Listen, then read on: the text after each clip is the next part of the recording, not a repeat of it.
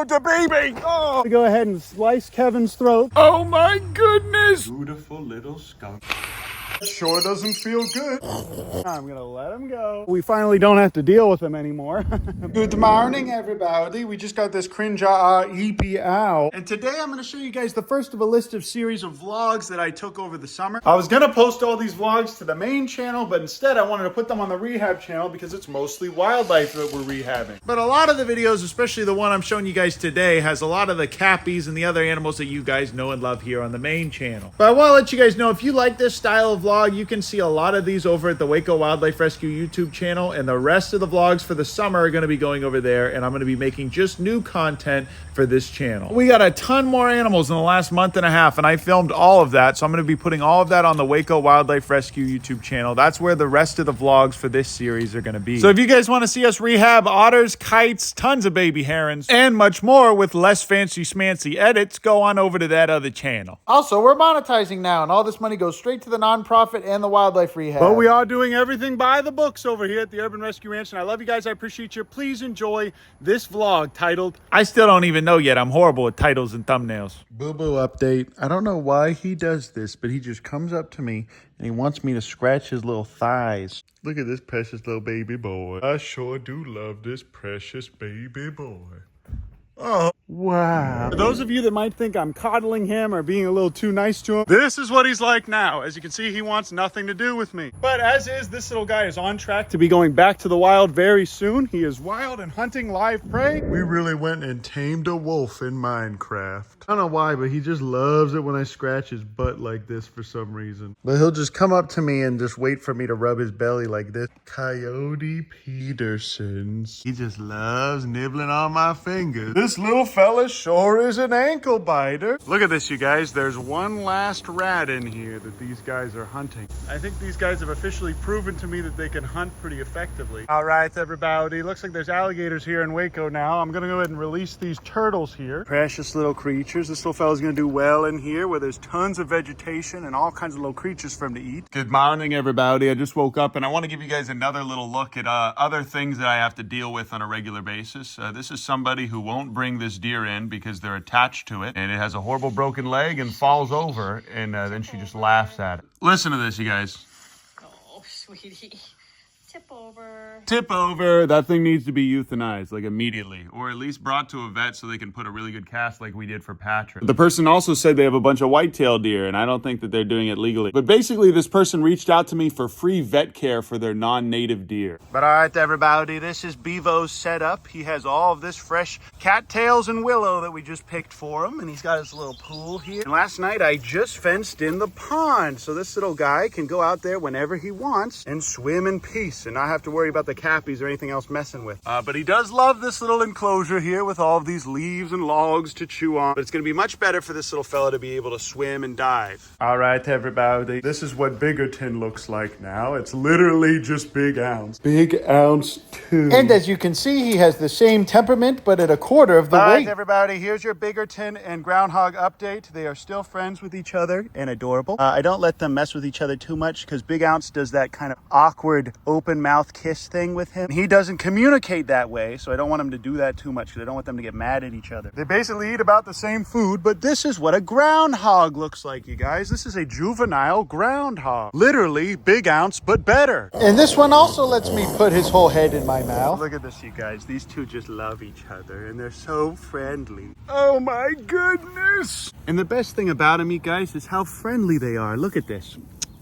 This little guy will let me just kiss him on the face. For now, this big boy is living in here with our other little ambassadors. This is actually a pretty decent setup for his size, but pretty soon we're going to make an awesome outdoor setup for this little fella, and we're going to let him run around outside a lot more. This Kestrel that we have here is about ready to be released. Look how big she is now. This little screech owl is now big and beautiful, and also about ready to be released, and I thought for sure this one would be red, but I think it's a mix of gray and red. And we also have these precious little skunks that I think at this age could definitely spray me, and sometimes they actually look like they're about to. I have not been coddling these guys. They are not friendly, and I won't be handling them at all. But pretty soon, these guys are also going to be able to go to their outdoor enclosures. Look how precious they are. Beautiful little skunkertons. And yes, I'm still hoarding quail. All of these quail, plus this one duckling, are doing very well in here, but we have to change their water out so often because they drink so much. And hopefully this will turn into 1,000 quail in the eagle flight pen. The reason why I hatched all these guys out is because we need them for food for all of our wildlife. And I'd like to just have a self-sustaining population in that 200-foot flight pen, where anytime we find one that just happened to pass away or die, we can feed it to our animals. And anytime I'm coming in here to check on these guys and one of them has passed away, I just give it straight to this little screech owl, or these precious little skunk, or this little peregrine falcon, who is now very ready to go to an outdoor flight pen. What do you guys think we should name this creature? Let me know in the chat. Look at that big, precious belly. Oh, sweet wampum, look at that belly. But every day, these guys get all kinds of love and affection from Sky and Ian. And because they are not releasable, these are our little educational ambassadors here, including this little fella. But between me, Ian, and Sky, these guys get tons of love every day. And here's some food that we're prepping for the outdoor creatures. It's getting real nasty and dry here in Waco, Texas in July. But all right, everybody, we got 3 more raccoons. Take a look at them. Oh my goodness, baby raccoon. This boy here is yapping. All right, buddy, come on out. One of the things we obviously got to do before we release the Kestrel. Oh, that sure doesn't feel good. But look at this little Kestrel. Creatures to hunt. What do you think? What do you think, buddy? You think you could hunt those if they were out in the wild? This fella is definitely ready to go outside. All right, everybody, take a look at this precious little Kestrel. I just have this on him so I can carry him around. Little dude totally could fly away if he wanted to, but I want to make sure that he can hunt. Pretty neat little thing, and this is what people use in falconry, but I am not using this bird for falconry. He is going right back to the wild. But this is what everyone starts on. If you're an apprenticed falconer, you always start with a precious little Kestrel because they're tiny, fun, easy to learn with, and they cannot hurt you at all. Boo-boo moment, but this little guy can now go in this big flight pen where there's plenty of room, plus tons of little mice for him to hunt. First, I'm going to take that thing off his leg. We're just going to go ahead and cut this rope here real quick because this little guy does not need this thing. I give this guy his last little mouse, and then I'm going to let him go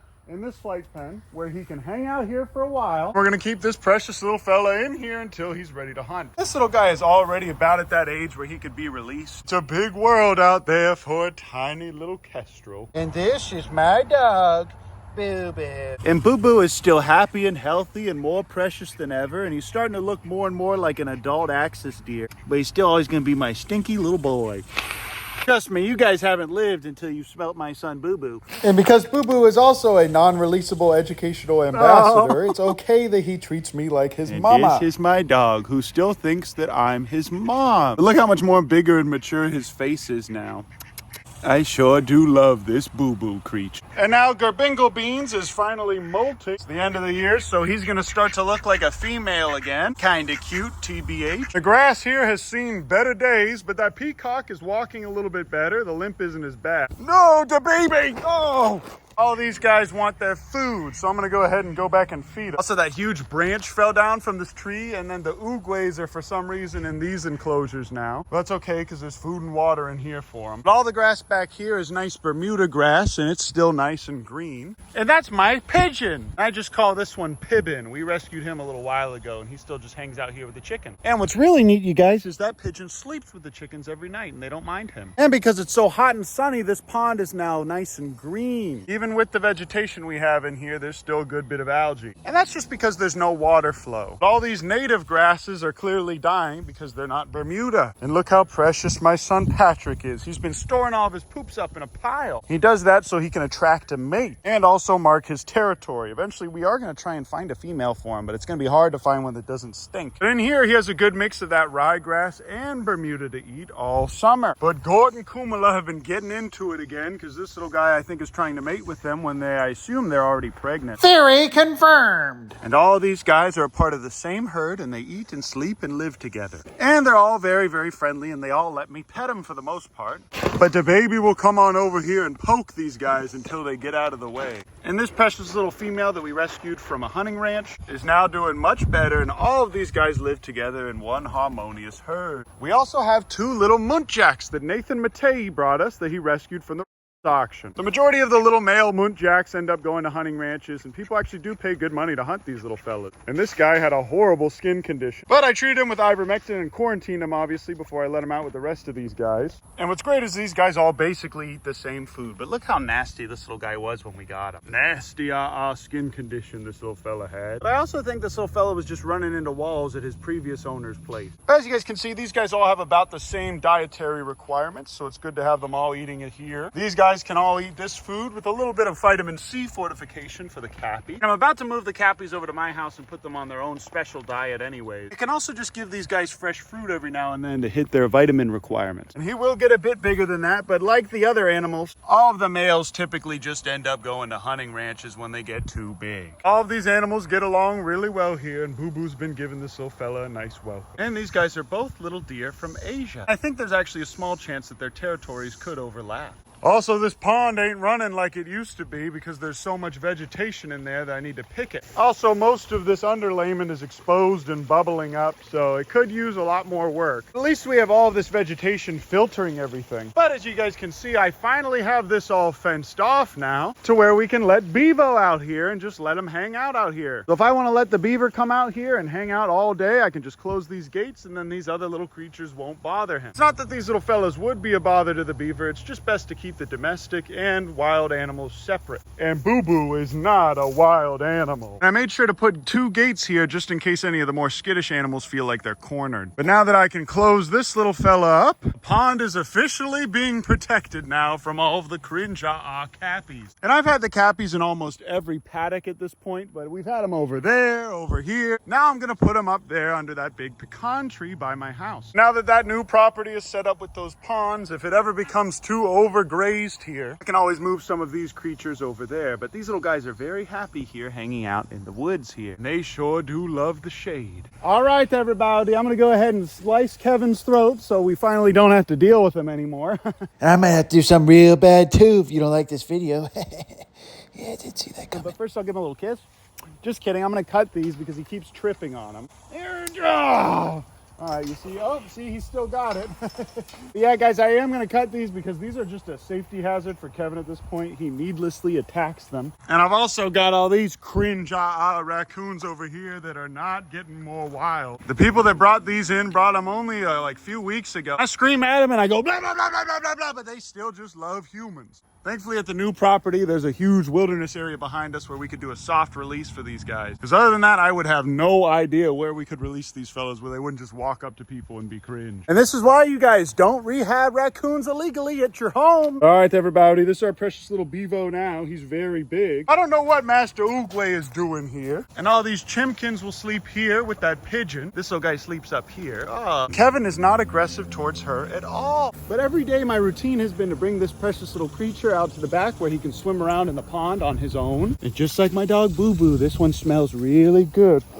They got a really neat natural smell. For some reason the jets aren't even on right now, but I'm gonna go ahead and put Bevo in here so he can swim around. But look at this, you guys, the jets aren't even working. And it sounds like this thing's working overtime because there's all this nasty mush in here. So I'm gonna go ahead and clean this out. All right, everybody, Bevo's way over there swimming by the waterfall. I just found this little fella while cleaning out the wetland filter. This is our first little musk turtle. Look how pretty this little fella is. But now these jets are running again and this should clear up pretty soon. And tomorrow morning, for the first time, I'm gonna let Bevo swim out there all day, but for now he still has this perfect little paradise. And this humble little enclosure ended up being really nice for him for the time that he was in here. I think this little guy is officially ready to go out to that pond full time. But I sure have enjoyed raising this little fella, and I don't think he'll have any problem with going right back to where he was. Oh, and listen to him making these little noises. Bevo, we love you, Bevo. But that's it for now, you guys. I love you. I appreciate you. Thanks so much for watching this video, and I'll see you guys in the next video. Oh, almost forgot to tell